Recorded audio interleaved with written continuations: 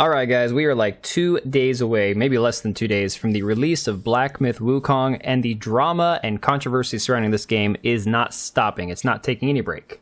So Grum's chimed in regards to the scoring that we've seen from critics and journalists regarding the reviews of these games, because again, all the fuss that we've had the last few days is because the games journalists decided to come out with their reviews, their scores for Black Myth Wukong, and of course everybody had high praise for it except for a few select media outlets. So Grum says the China vloggers are livid with Western gaming reviews that are giving Black Myth Wukong high but lower scores than Chinese game media, which is to be predicted. I mean, honestly, I would say that it makes sense that people who are very, very loyal to their country are going to say, hey, this is our big cultural video game. It has a lot of our mythology and our history in it, so give it a 10, for God's sake. And it's like, well, everything needs to be judged on its own merit. That being said, I think it's fair to say that people are going to give this game probably a 9 out of 10 if they're being honest. They feel the game, Grum says, deserves high marks in the 90s and disagree with the Metacritic average of 82. One interesting thing is that bugs are often cited by these reviewers, yet Cyberpunk 2077 shipped with horrific bugs and yet scored 9 out of 10s by Western journalists who look the other way. Cyberpunk's a very interesting case because of the fact that we all know the journalists, for whatever reason, were running cover for CD Projekt Red, and only in the last few years have we discovered how exceedingly woke, I was going to say incessantly, but chose my words poorly, exceedingly woke CD Projekt Red really is, with all of their DEI initiatives, worrying about their ESG score, talking about their menstrual leave benefits, I mean, going overboard with the wokeness. So it makes sense that the journalists, that the media outlets would run cover for CD Projekt Red and turn a blind eye to Cyberpunk in the state that it was in when it released. Grum says Wukong's bugs are largely audio-based, switching between languages, but the studio says they've already addressed these, and I think this is an easy fix, honest to God. I think this is something that they can patch out on day one when the game is ready to go, so I don't see this being a big problem moving forward. But of course, a lot of the controversy came from Screen Rant's review of Black Myth Wukong, because Screen Rant was one of 2 outlets that gave it like a 6 out of 10, 3 out of 5 stars. Now, again, game is not going to be for everybody. If it's a more difficult game like a Souls-like game, I can understand not everybody being absolutely in love with it. But this article criticized the game for a lack of inclusivity and diversity. And only later did we find out, me and some other people, we did some digging, found out that this woman, Samara Bedian, who is the writer of the Screen Rant review, also worked at a consulting firm called Splendid Communications. Now, I only did a cursory glance of this for my video a couple days ago. Smash JT jumped in. He did a bigger video expanding on it, did this article. You can go find it on your own time, or I'll link it down below for you guys. But again, a lot of people, including Vera Dark, pointing out that she had deleted her LinkedIn, and she's trying to hide the fact that she worked at Splendid Consultancy. She tried to, again, have herself removed from the article so people couldn't figure out who she was and what she was doing. Dread Roberts over here on YouTube, I'll link his video as well, did a fantastic deep dive, way further than I went into all this stuff and how deep it really goes. But again, we have seen the media going after this game for months, going all the way back to last year with the initial review, the article that was written about this game by Rebecca Valentine at IGN, calling the developers sexist and toxic and how they hate women and that they're just creating this horrible, evil, toxic work environment for anybody who has to work there. Well, of course, this is directly linked to this story that we saw, that they were essentially being extorted by a DEI consultant firm like a Sweet Baby Inc. for the sum of $7 million in order to fix their PR image, the face of their company, if you will, that the only people that have been smearing it were outlets like IGN. So again, who would feel the need to fix this unless they knew that they already had this problem created by the games media industry as a whole? So in response to a lot of this controversy, and in response to a lot of the criticisms they've received, Black Myth Wukong's developer, Game Science, came out and said, nobody's going to be talking politics or any sort of feminist propaganda if you're reviewing our game. If you're streaming our game, if you want to get an early access or get a key to this game as like a content creator, there will be no discussion of politics, violence, nudity, feminist propaganda, fetishization, and other content that instigates negative discourse. Furthermore, they also ban trigger words such as quarantine, isolation, the coof, and prevents creators from discussing content related to China's games, industry policies, news, etc. Now, I'm going to be very fair and just say, look, it makes sense that if this game is in any way influenced by the CCP, they are going to have very strict guardrails on what can and can't be discussed when people are being essentially sponsored or given keys for free to play this game, to give this game more publicity. I don't necessarily have to agree with it, but I can accept that that just is the way it is, especially with a country like China with like the CCP. However, what we're seeing now is not just that they are trying to, crack down on, hey, we don't want any blue-haired freaks or pink-haired feminists running around trashing our game as sexist and misogynistic. You're not going to be playing our game if that's the case. You're not going to be representing us as a content creator.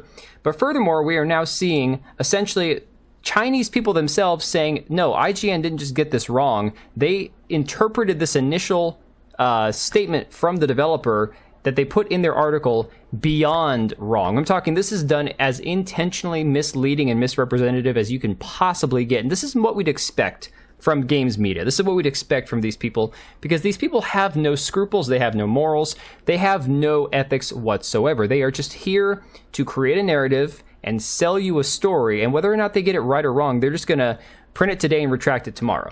So Grums has a clip of this Chinese YouTuber, and I'm going to play it for you guys, and then I'll link to her video down below as well, that says Chinese YouTuber Fei Fi, I hope I got that right, explains where Rebecca Valentine's IGN post got it 100% wrong in their hit piece article on Black Myth Wukong and game science. Edgy and rude, yes. Sexist and misogynistic, no.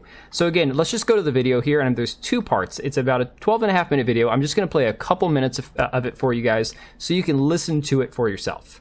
So right here in this part of the video, she's discussing the fact that in the Chinese games industry, which she herself as a Chinese person didn't take all too seriously, there was this idea of creating attractive male characters to try to influence female gamers to come play their game, and then essentially sell the game as, hey, if you're a guy playing this game, you might meet your future wife. So that's what she's talking about right here. Imagine if World of Warcraft introduced a new race that looked like Legolas and wore thick clothes, attracting many female players, and the male to female ratio shifted from 7:3 to 4:5:5. Then Blizzard would run an ad saying, "We have the largest number of female players. Come and pick your real wife." It's unbelievable. I came to play the game, but I ended up being treated as a game asset. This happened to Chinese game industry and community.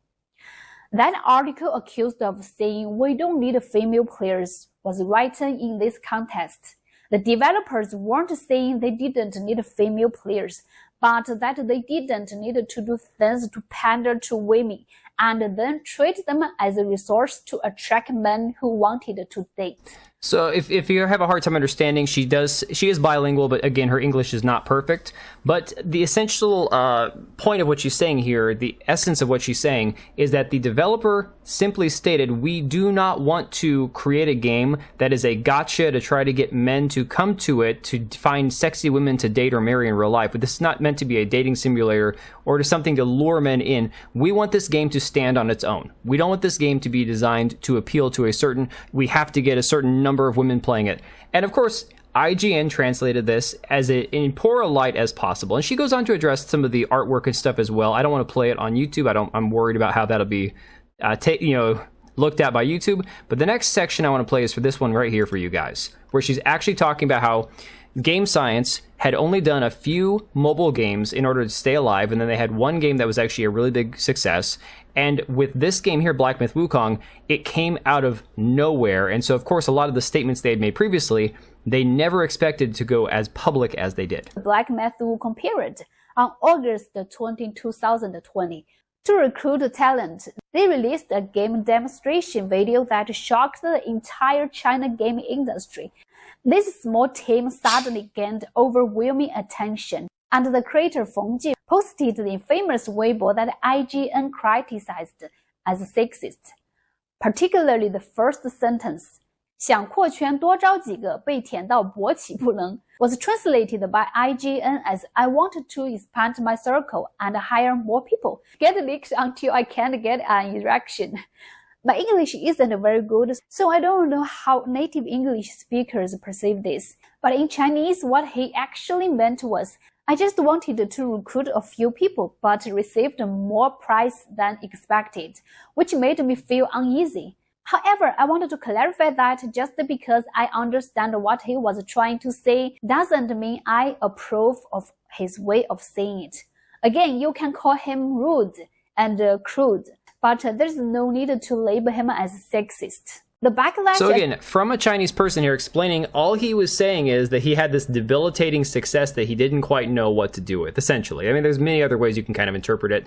But the reality is, IGN and these media outlets decided to run with this story for months now, painting this guy as like this complete misogynistic, sexist, evil person, simply because the studio, Game Science, achieved massive success overnight, like unbelievable success. And this game is going to be huge, guys. If you don't understand, like, this is going to be, if they're voting fairly, this would be the game of the year. Honest to God. I'm saying that like with all confidence in the world. I don't even know that it's going to be like a 10 out of 10. It could be a 9.5 out of 10 or 8.5 out of 10. But this is going to be up there with the top game releases of probably the next 3 or 4 years, given the fact that the games industry is in the shitter right now. So the reality is, this is going to be one of the big ones for a few years here, guys. It's up there with Elden Ring, I guarantee it. That being said, let me know what you think about all this. Let me know if you, take this gal at her word, because I think honestly that this is a very... I would say that this seems to be a very trustworthy interpretation of what was originally said, of what IGN decided to run with by smearing this guy as a complete bigot. But I'm going to leave it right there, guys. Let me know what you think about all this, and I will catch you on the next one. Alright, and if you made it this far, thank you so much for watching the video. Thank you for being here. I do have 2 channels, Minimal Effort Podcast, as well as my gaming channel. I do have a Twitch and Kick for my gaming channel. We do live streams over there occasionally, maybe once a week. And then if you are in the market for a new PC, make sure to check out Meta PCs. Click the link I have down below. Use code TBO at checkout for a special discount. Thanks again for watching, and I'll see you next time.